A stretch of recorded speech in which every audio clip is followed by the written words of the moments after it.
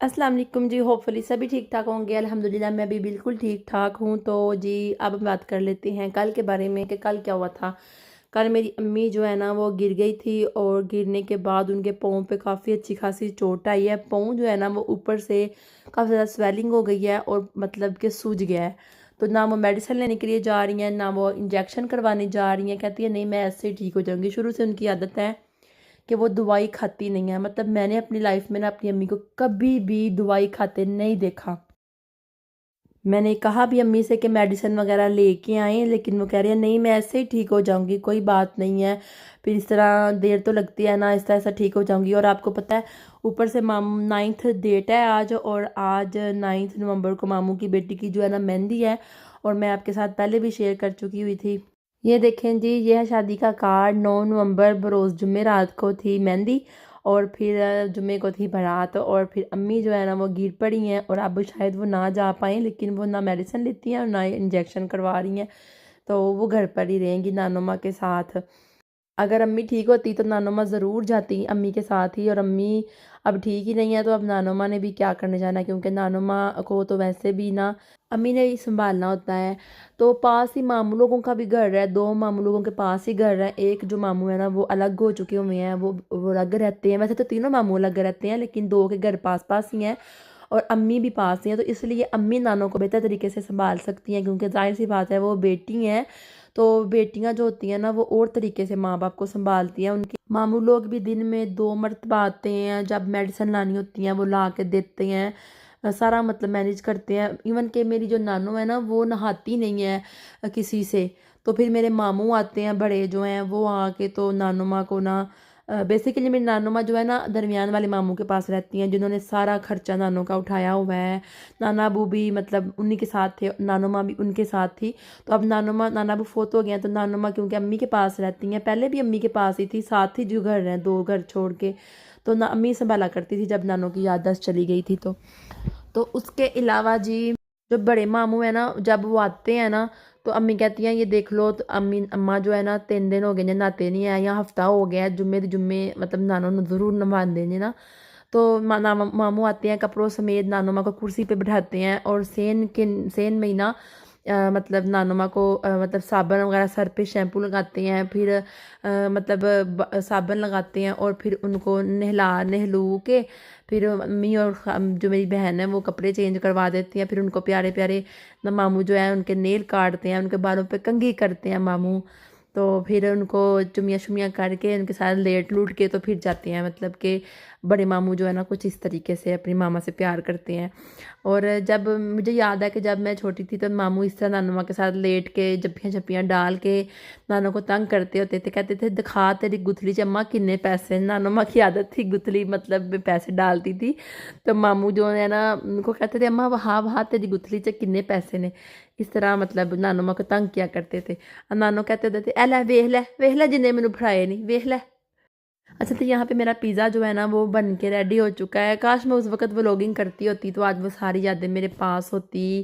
नानो माँ की इस हालत को देख के मुझे बहुत ज़्यादा दुख होता है, क्योंकि जिसने पाला हो बड़ा किया हो, सर में ना रात को मेरी नानो माँ मेरी सर में उंगलियाँ मारा करती थी, और मैं उनके पास सोया करती थी, और मुझे लगता था कि ज़िंदगी में मुझे कहीं और नींद आ ही नहीं सकती। आज वो वक्त है कि जिन लोगों के बगैर सोचते थे कि ज़िंदगी कभी गुजर ही नहीं सकती, एक दिन भी नहीं गुजर सकता इनको देख के बगैर, आज उनके बगैर हम अपनी कितने ज़्यादा साल गुजार रहे हैं। शादी के बाद औलाद में माँ इस तरह गुम हो जाती है कि जिन लोगों के बगैर वो जीना तो सब्र करना भी मतलब नहीं समझती करना, तो वो उनके बगैर वो ज़िंदगी गुजार रही होती है, टाइम गुजार रही होती है, और वक्त का पता ही नहीं चलता। और जब पुरानी यादें याद कर रही होती है तो उसको महसूस होता है कि कभी मैं भी बचपन में थी, और कभी मैं भी किसी की आंखों की ठंडक थी, और मुझे भी पाला गया है, बड़ा किया गया है, जिस तरह अब मैं परवान चढ़ा रही हूँ बच्चों को। खिलाते थे पिलाते थे। नानो माँ की हांडी मज़ेदार इतनी होती थी ना कि जब कभी बहुएं गई हुई हैं मायके में और नानो माँ खाना बनाती थी ना, तो पुत्र कहते सन माँ तेरे हाथ चमलिए इतना मज़ेदार खाना बना देती थी। नानो माँ आलू भी भून देती थी ना, तो मामू इतने शौक से खाते थे ना। यही मामू छोटे दरमियान वाले जो हैं, जब से छोटे मामू जो है ना मेरे बाहर के मुल्क में रह के आए हैं सऊदीया में, अब शादी के बाद वो गए ही नहीं है। तो शादी के बाद बहुत कम लोग बाहर के मुल्कों में रहते हैं फिर। और जो दरमियान वाले मामू हैं ना वो मंडी में व्यापारी हैं, मीन्स के आलूओं के उनके स्टोर हैं माशाल्लाह। और जो सबसे बड़े मामू हैं वो प्रॉपर्टी डीलर भी हैं, और साथ में उनका ना सेफ़ों अलमारियों की अपनी मतलब कारखाना है, तैयार करते हैं और बेचते हैं। फ़िलहाल सभी मामू जो है ना वो अलग अलग रह रहे हैं। और ये जो शादी हो रही है ना, ये मेरे बड़े मामू की दूसरी बेटी की शादी हो रही है, और मेरी शादी हुई है हमारे ख़ानदान में मायके वाली साइड पे, और मेरी छोटी सिस्टर की शादी हुई है। उसके अलावा हमारी जो है ना अब चौथी शादी है मायके वाली साइड पे, नानके वाली साइड पे, ये वाली। बाकी सब बच्चे जो है ना मेरे दूसरे मामू के और तीसरे मामू के सब छोटे छोटे हैं। एक मामू के 3 बेटे हैं, एक मामू की माशाल्लाह से बेटियां हैं, और एक मामू का बेटा है। अच्छा, वहाँ पे शादी तो हो रही है और मैं पता क्या मिस कर रही हूँ, मेरे मुंह में पानी आ रहा है। शादियों में गर्मा गर्म जो फिश आती है, उसके अलावा जी वो जो हलवा नहीं आता खोए वाला, वो बड़ा मज़ेदार होता है गाजर का। तो बस ये दोनों चीज़ें ना मुझे अट्रैक्ट करती हैं शादियों ब्याहों पे। और सर्दियों की शादी का तो आपको अपना ही पता है, बहुत ही मज़ा होता है, और ऊपर से साथ में जब ग्रीन टी मिलती है उसका तो और ही मज़ा है।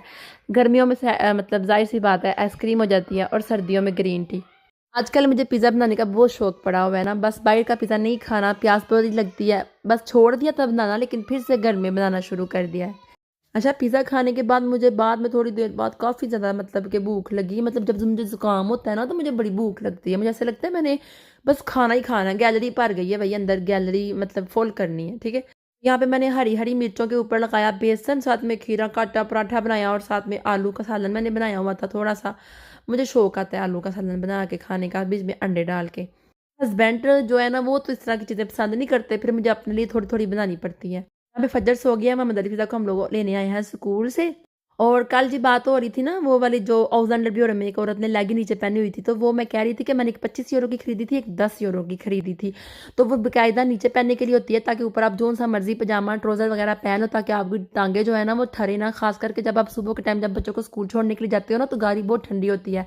ऊपर तो आपने मोटा ताजा पहना होता है कोट, लेकिन टांगे आपकी ना सर्दी में मतलब ठंडी हो रही होती हैं, तो मैं तो अपने साथ बाकायदा कंबल लेके जाती हूँ ऊपर रखने के लिए। तो मैंने कहा था कि वो जो है ना मतलब लेगी अगर नीचे पहने ना ऊपर पजामा पहने तो टांगे आपकी काफ़ी ज़्यादा गर्म हो जाती हैं। मैंने ये सुना था, मैंने कहा था किसी से, मैंने पूछा था डुच्ची से कि ये जो पहनती हैं ये क्यों पहनती हैं, क्या इससे सर्दी नहीं लगती? तो उसने कहा हाँ शायद सर्दी भी लगती है, लेकिन मैंने कभी यूज़ नहीं किया इसलिए मुझे नहीं पता। तो मैंने तो यूज़ किया है, मैं पहनती हूँ बाज़ दफ़ा मतलब नीचे, क्योंकि सर्दी ना लगे। और इसका मतलब ये नहीं है कि ये मैंने पहन के ऐसा ही तुर जाना है बाहर ते, बस मैं ऐ ही पाना वे। इंज दा ना मेरा दिमाग ख़राब नहीं है। सुनने वालों को चाहिए कि कान खोल के सुने, नहीं तो अपने कानों का इलाज कराएं। फ़ौरन से उस बंदी को बुला किया जो बेचारी नींद में सोई हुई थी, और बातें पता नहीं कहाँ उसका ध्यान था, सड़ू। तो वो मुझे कमेंट में कहने लगी पड़ी, तुम तो बच्चों का माहौल जहाँ का तुम्हें पसंद नहीं है, तो तुमने तो ये वाली लेगी पहन के तुमने बाहर जाना है। बहुतान लगाती हो किसी पे, तुम्हें शर्म नहीं आती? बोलिए जाइए, पहले पूरी गलते सुन ले। खुद के अंदर झांक के नहीं देखती और दूसरों को बातें करती रहती हैं, वो भी अपने से बना बना के, जो खुद में दिल में आता है वही कह देती हैं। ये नहीं सुनना, ये नहीं देखना कि अगला बंदा क्या कह रहा है, बस अपनियां बोंगियां मारनियां ने कमेंट विच बस। चस्के भी लेने ने, व्लॉग भी वेखना है, तो सड़ना भी है तो पुजना भी है। मैं जिसको कह रही हूँ उसको पता चल गया है, वो मेरा अभी भी व्लॉग देख रही होगी। हमने रिमोट लेना था यहाँ से, वो ले लिया है, और बच्चे जो है ना वो आपको पता है रिमोट उन्होंने तोड़ दिया है। और आपको ये भी पता होना चाहिए कि जब रिमोट ना हो तो समझो घर में कुछ भी नहीं है, क्योंकि इनको आरे लगाना होता है, मोबाइल तो दे के बिठा नहीं सकते। तो 100 घर के काम है वो जो इनको टीवी के आगे बिठा के तो निपटाने होते हैं। तो ये माँ ही जानती है कि ये रिमोट नहीं वाकई में टूटना चाहिए, ये फ़ौरन से लाना चाहिए वापस। चलें जी, आपसे मिलती हूँ नेक्स्ट वीडियो में। टेक केयर, अल्लाह हाफिज़, बाय बाय।